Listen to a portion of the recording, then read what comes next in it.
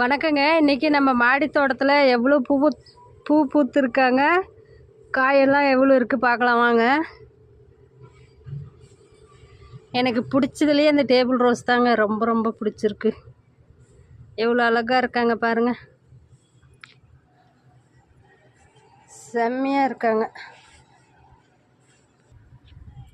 அத்திப்பழ செடி காய் பாருங்கள், ஒரு இலைக்கு ஒரு காய் விட்ருக்காங்க. சந்தோஷம் பாருங்கள், ஒரு இலைக்கு ஒரு காய் விட்டுட்டு வர்றாங்க.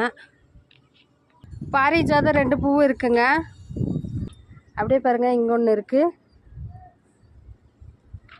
இங்கே ஒரு 2 சொரக்காய் பிஞ்சு இருக்குது. பாலினேஷன் பண்ணி விட்டேன் பாருங்கள், பெருசாகிட்டுருக்கு.